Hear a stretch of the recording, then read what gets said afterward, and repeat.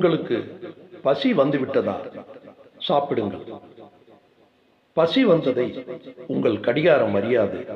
அதனால் நேரம் பார்த்து சாப்பிடுவாரா நீங்கள்? நோய் ரெடி. பசித்து புசி. உங்கள் உடலுக்கு உணவு தேவையா இல்லையா என்பது சுவரில் தொங்கும் கடிகாரத்துக்கு தெரியுமா? தெரியாதல்லவா? பின் ஏன் நேரம் பார்த்து சாப்பிடுகிறீர்கள்? யாரெல்லாம் நேரம் பார்த்து வேலைக்கு சரியாக சாப்பிடுகிறீரோ அவர் மிகப்பெரிய நோயாளியாக போகிறார் என்றுதான் அர்த்தம். பசியின் அளவு தெரியாமல் அதிகமாக உண்டால் நோய் அளவில்லாமல் வரும்போது பசியே இல்லாமல் சாப்பிட்டால் என்னவாகும்? உணவை பசித்து சுவைத்து ரசித்து கவனித்து இடையில் தண்ணீர் குடிக்காமல் உண்ண வேண்டும்.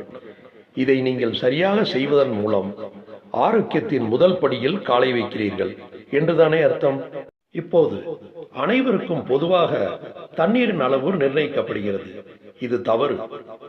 ஏசியில் வேலை பார்க்கும் நபருக்கு 3 லிட்டர் தண்ணீர் தேவைப்படாது. மீறி குடித்தால் சிறுநீரகம் பாதிக்கப்படும். வெயிலில் கட்டிட வேலை செய்பவருக்கு 3 லிட்டர் தண்ணீர் போதாது. இவருக்கு அதிகம் தேவைப்படும். சரி, எவ்வளவுதான் தண்ணீர் குடிப்பது என்றுதானே கேட்கிறீர்கள். ஒரு மனிதர் உண்ணும் உணவு, வாழும் இடம், செய்யும் வேலை இதை பொறுத்து தண்ணீரின் அளவு மாறுபடும். தாகம் எடுக்கும் போது தண்ணீர் குடியுங்கள். தாகம் தீரும் வரை தண்ணீர் குடியுங்கள். தூக்கம். யாருக்கு தூக்கம் வரும்? உடலுக்கு வேலை கொடுப்பவருக்கு தானே தூக்கம் வரும். மனதிற்கு மட்டும் வேலை கொடுப்பவருக்கு தூக்கம் வராது. மனதிற்கு மட்டும் வேலை கொடுத்துவிட்டு நீங்கள் தூக்கத்தை எதிர்பார்க்க கூடாது. ஒரு நாள் குனிந்து நிமிர்ந்து உடலுக்கு வேலை கொடுத்து பாருங்கள், எப்படி தூக்கம் வருகிறது என்று. ஒரு மனிதன் உயிர் வாழ உணவு, காற்று, நீர் எவ்வளவு முக்கியமோ அதே அளவு தூக்கமும் முக்கியம்தான். நீங்கள் தலைகீழாக நின்றாலும் கோடி கோடியாய் கொடுத்தாலும் இரவு உறக்கத்தை உங்களால் ஈடு செய்யவே முடியாது. இரவு தூங்க வேண்டிய நேரம், சரியான நேரம் 9 மணி. நீங்கள் 10 மணிக்கு மேல் கண் விழிப்பவராக இருந்தால் மருத்துவ செலவிற்கு பணம் சேர்த்து வைத்துக் கொள்ளுங்கள். உங்களுக்கு மிகப்பெரிய நோய் வரப்போகிறது என்றுதானே அர்த்தம். இரவு உறக்கம் சரியில்லை என்றால் கல்லீரல், பித்தப்பை தொடர்பான நோய்கள் வரும்.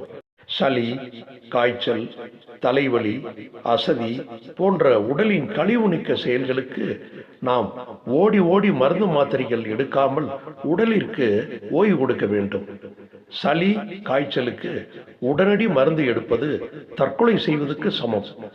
உடல் கேட்கும் போது ஓய்வு கொடுத்தால் நீங்கள் ஆரோக்கியம் அடையப் போகிறீர்கள் என்றுதானே அர்த்தம். மன நிம்மதி. 5 கட்டத்தை வெற்றிகரமாக தாண்டி வந்த உங்களுக்கு மன நிம்மதி என்று ஒன்று இல்லை என்றால் பின் கீழே சறுக்கி பழைய நிலைக்கு சென்று விடுவீர்கள். மனம் நிம்மதியாக இருக்க விருப்பத்துடன் வேலை செய்யுங்கள்.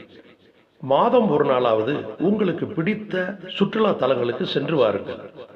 யாவரும் நலமும் வளமும் பெற வேண்டும் என்ற உணர்வெடுங்கள். எனது எண்ணம், சொல், செயல் அனைத்தும் புனிதம் பெற வேண்டும் என்று நெய்யுங்கள். மனதை நிம்மதியாக வைக்கும் கலைகளை கற்று தேர்ந்து அதில் மனதை அமைதி செய்ய ஆரோக்கியம் பெற வேண்டுங்கள். ஆகவே மேலே சொன்ன பசி, தாகம், உடல் உழைப்பு, தூக்கம், மன நிம்மதி இந்த 5 விஷயங்களையும் நீங்கள் சரியாக கடைபிடித்து வாருங்கள். ஆரோக்கியம் எப்போதுமே உங்களுக்கு துணை இருக்கும். நம் நலம் நம் கையில். நன்றி.